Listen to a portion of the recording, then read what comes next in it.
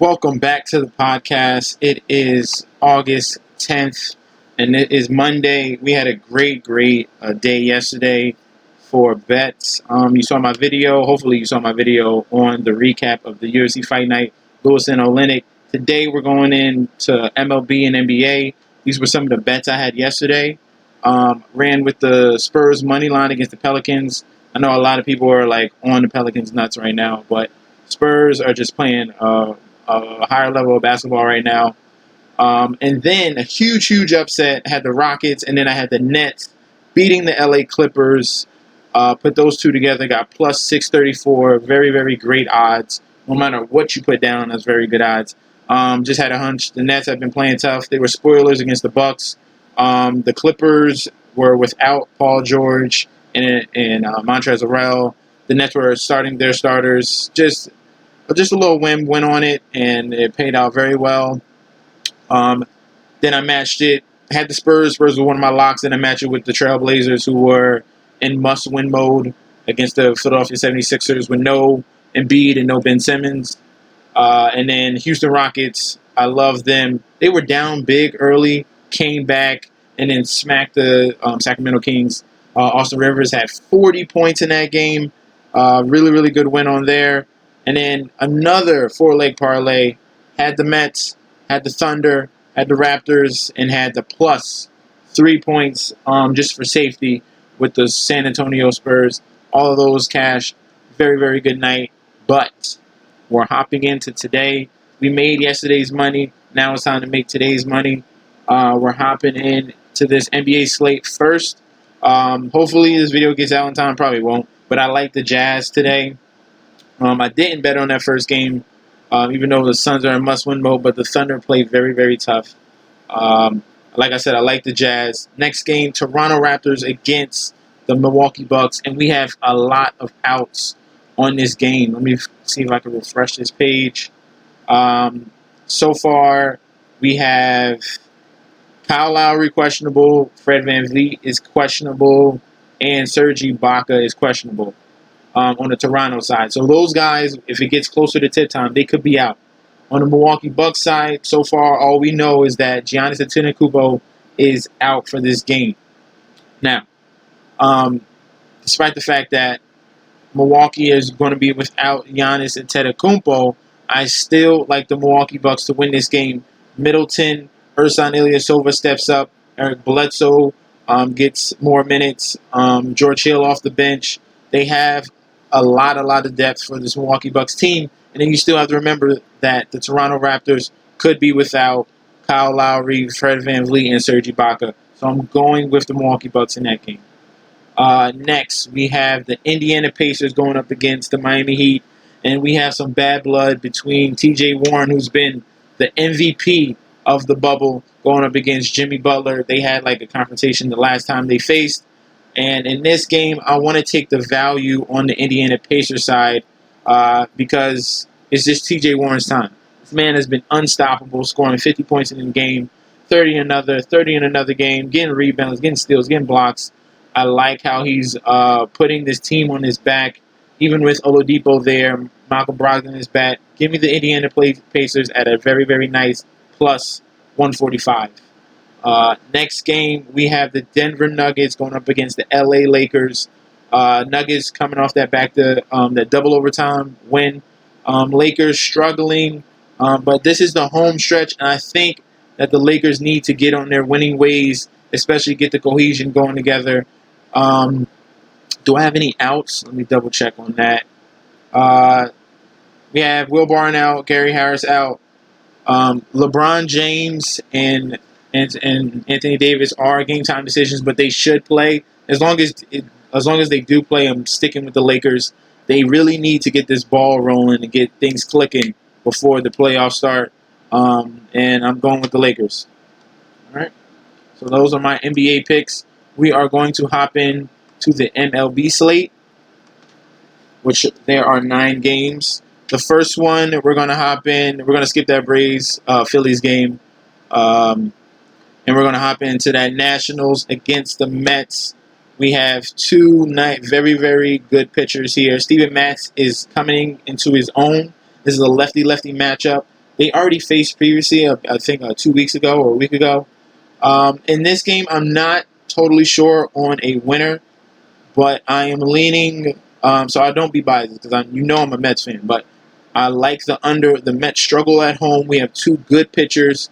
Everything is pointing in the direction of the under 8.5. Okay, in that first matchup.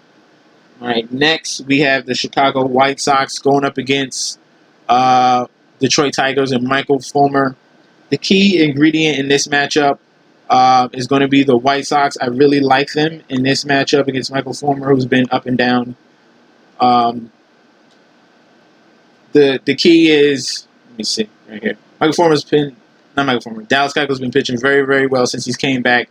New team, and it says Daniel Norris. So we got one play saying Daniel Norris, one play saying Michael Fulmer. It doesn't matter.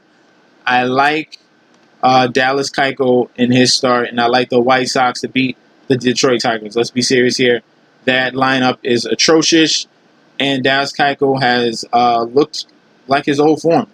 Getting those ground balls and getting those outs. Give me the White Sox at -137. Next game, we have the Red Sox going up against the Boston Red Sox and Ryan Brazier. He's going to be the opening pitcher. So we have another bullpen game, and we know that the Boston Red Sox do not have a good bullpen.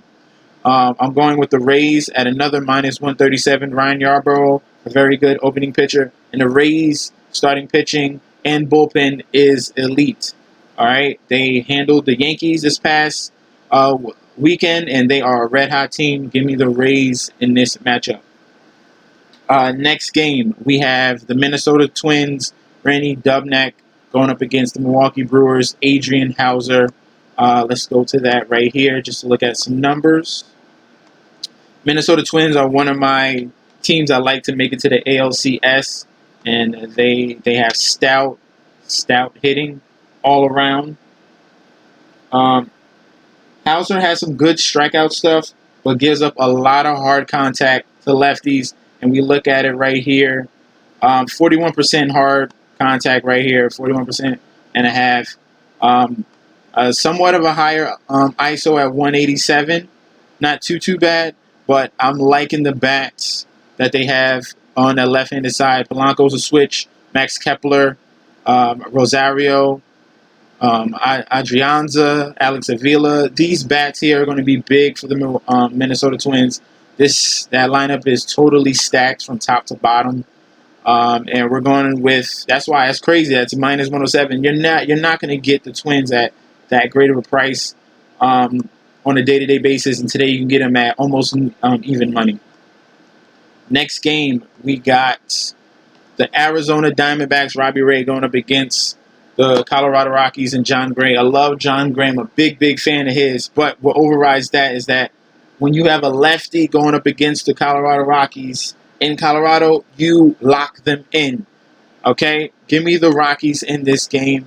Robbie Ray is a lefty, and he's going up against Nolan Arenado. He's going up against Trevor Story. All these huge power bats that smash left-handed pitching is right here. As you can see it, we got 400 WOBA here for Trevor Story. We got 400 WOBA there for Charlie Blackmon. And then Arenado fills it out in that top part of the batting order. Big bats we have for the Colorado Rockies, and we're going with them at home. I like the over as well. If I see that the Rockies can start cooking, Gray might give up a few runs, but I feel more confident about that Rockies money line. Next game, we have the Seattle Mariners, Justin Dunn against Kyle Gibson in Texas. Since they did the remakeover of that stadium, it's been less and less runs, so the under could hit in this opportunity, but Justin Dunn is just such a bad of a pitcher. He has a 7.46 xFIP and is not looking good against these Rangers, who are a very home-centric team. They struggle on the road, and they play very good at home at Globe Life. We're going with the Texas Rangers, a nice favorite here. Seattle Mariners are struggling, and Kyle Gibson is a very solid pitcher. All right. Next game, we have the San Francisco Giants, Logan Webb, going up against Houston Astros, Lance McCullers Jr. I love Lance McCullers Jr. I wish he would. I think he's just coming back from the things. He's had a ton of injuries. He's finally starting again, but he's been getting lit up lately. And I'm leaning more to the over because I think both of these teams can score. If McCullers is giving up runs, I definitely think Astros can handle Logan Webb. And the over 9 is what I'm looking at. And maybe you can get a nice underdog at plus 163. But I'm sticking with the over 9 because Lance McCullers has been struggling with his pitching. Next game, we have the Padres, Luis Perdomo going up against the LA Dodgers, Dustin May. Dustin May is their top-tier pitching prospect for the LA Dodgers. Luis Perdomo, mainly a ground ball guy. Dodgers have an elite lineup. Dustin May already dusted this team last week. I think he could do it again. We're going with the LA Dodgers at minus 210. And then last but not least, we have the Oakland Athletics and Sean Manaea, one of the aces, going up against the LA Angels and Julio Teheran. In this game, I'm definitely leaning towards the Sean Manaea and the Athletics. Julio Teheran is a horrible pitcher. That's why the Braves sent him packing. He's on the Angels, and he's doing the same thing. He has a huge walk problem, gives up tons of runs, and that does not spell well to this very solid lineup that the Oakland Athletics have from top to bottom. And those are my picks. All right? I gave you my NBA picks. This is a quick overview of the MLB. I like the Athletics, Dodgers. I like the over in the Giants game. The Rangers money line. We love the Rockies at home against a lefty. Minnesota Twins money line. Tampa Bay Rays money line. The White Sox on the road against the Detroit Tigers, and that under with the New York Mets against the Nationals. Please, guys, don't forget to like, comment, and subscribe to the channel at MetsNetsJetsD on Instagram and Twitter. And hopefully we'll have another day of these parlay pictures that I post up. And we'll have another good night. Thank you guys for tuning in. I'll be back tomorrow with another video. Thank you. Peace out.